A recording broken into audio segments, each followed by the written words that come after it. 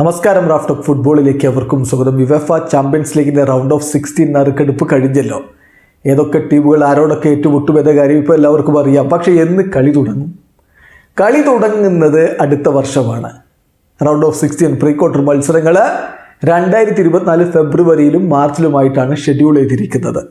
നമ്മളൊന്ന് പരിശോധിക്കുകയാണ് എന്നാണ് മത്സരങ്ങൾ. റൗണ്ട് ഓഫ് 16 ആദ്യ ലെഗ് 13-ാം തീയതി ഫെബ്രുവരി 13-ന് നടക്കും. 13-ഉം 14-ഉമായിരിക്കും.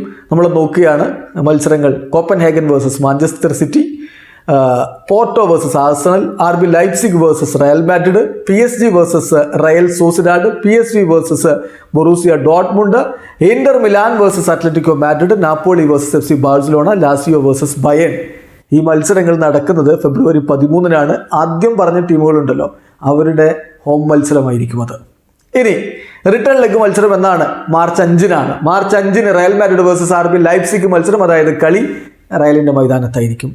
പിന്നെ ആഴ്സണൽ വേഴ്സസ് FC പോർട്ടോ, കളി ആഴ്സണലിൻ്റെ മൈതാനത്തായിരിക്കും. ഡോർട്ട്മുണ്ട് വേഴ്സസ് PSV, കളി ഡോർട്ട്മുണ്ടിൻ്റെ മൈതാനത്ത്. ബയേൺ വേഴ്സസ് ലാസിയോ, കളി ബയേണിൻ്റെ മൈതാനത്ത്.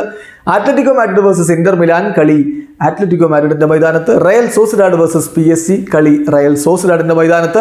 മാഞ്ചസ്റ്റർ സിറ്റി വേഴ്സസ് കോപ്പൻഹേഗൻ, കളി സിറ്റിയുടെ മൈതാനത്ത്. FC ബാഴ്സലോണ വേഴ്സസ് നാപ്പോളി, കളി ബാഴ്സയുടെ മൈതാനത്ത്. ഇതാണ് മത്സരങ്ങളുടെ ഒരു ഷെഡ്യൂള്. അതായത് ആദ്യ റൗണ്ട് മത്സരങ്ങൾ നടക്കുന്നത് ഫെബ്രുവരി 13-നാണ്. ഗ്രൂപ്പിൽ 2-ാം സ്ഥാനക്കാരായിട്ട് കയറി വന്നവരുടെ ഗ്രൗണ്ടിലായിരിക്കും ആ കളി വരിക എന്നർത്ഥം. 2-ാം റൗണ്ട് മത്സരങ്ങൾ അല്ലെങ്കിൽ റിട്ടേൺ ലെഗ് മത്സരങ്ങൾ നടക്കുന്നത് മാർച്ച് 5-നാണ്. ഗ്രൂപ്പിൽ ആദ്യ സ്ഥാനക്കാരായിട്ട് പ്രീ ക്വാർട്ടറിലേക്ക് കടന്നവരുടെ മൈതാനത്താണ് ആ കളി ഉണ്ടാവുക. വീഡിയോ അവസാനിക്കുന്നു. ഫുട്ബോൾ ലോകത്തെ കൂടുതൽ വിശേഷങ്ങളുമായി റാഫ് ടോക്സ് വീണ്ടും എത്താം.